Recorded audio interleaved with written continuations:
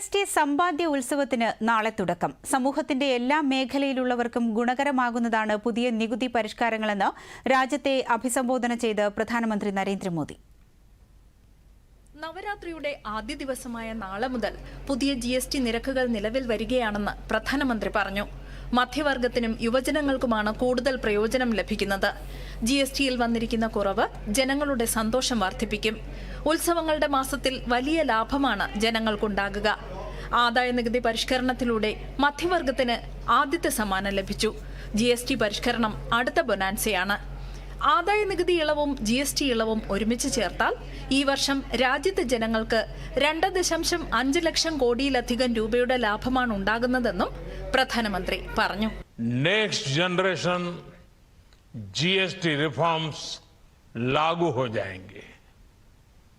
एक तरह से कल से देश में GST बचत उत्सव शुरू होने जा रहा है. इस GST बचत उत्सव में आपकी बचत बढ़ेगी और आप अपनी पसंद की चीजों को और ज्यादा आसानी से खरीद पाएंगे. ഒരുപാട് നികുതികൾ ജനങ്ങൾക്ക് ബുദ്ധിമുട്ടുണ്ടാക്കിയിരുന്നതായി പ്രധാനമന്ത്രി നരേന്ദ്രമോദി രാജ്യത്തെ അഭിസംബോധന ചെയ്തുകൊണ്ട് പറഞ്ഞു. എന്നാൽ GST പരിഷ്കരണത്തിലൂടെ എല്ലാവരുടെയും ആശങ്കകൾ ദൂരീകരിച്ചു. അവശ്യ വസ്തുക്കളിൽ ഇനി 99%-നും 5% GST മാത്രമാണുള്ളത്. സംസ്ഥാനങ്ങളുമായും ബന്ധപ്പെട്ട മറ്റുള്ളവരുമായും ചർച്ചകൾ നടത്തിയാണ് നികുതി പരിഷ്കരണം നടത്തിയത്.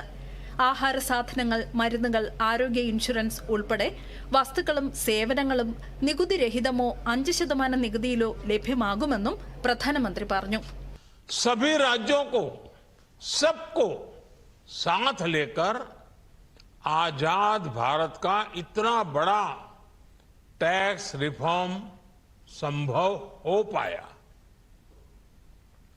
ये केंद्र और राज्यों के प्रयासों का नतीजा था कि देश दर्जनों टैक्सों के जाल से मुक्त हुआ. രാജ്യത്തിന്റെ നിലവിലെ ആവശ്യങ്ങളും ഭാവി സ്വപ്നങ്ങളും കണക്കിലെടുത്താണ് പുതിയ GST പരിഷ്കാരങ്ങൾ നടപ്പിലാക്കുന്നതെന്ന് പ്രധാനമന്ത്രി നരേന്ദ്രമോദി. കഴിഞ്ഞ 11 വർഷത്തിൽ 25 കോടി ജനങ്ങൾ ദാരിദ്ര്യത്തിൽ നിന്ന് മുക്തി നേടി. GST നിരക്കുകളിലെ കുറവും നിയമങ്ങളുടെയും നടപടിക്രമങ്ങളുടെയും ലളിതവൽക്കരണവും MSMEകൾക്കും ചെറുകിട വ്യവസായങ്ങൾക്കും കുടിൽ വ്യവസായങ്ങൾക്കും വളരെയധികം ഗുണം ചെയ്യും. MSMEകളിലൂടെ ആത്മനിർഭര ഭാരതം എന്ന സ്വപ്നം സാക്ഷാത്കരിക്കണം.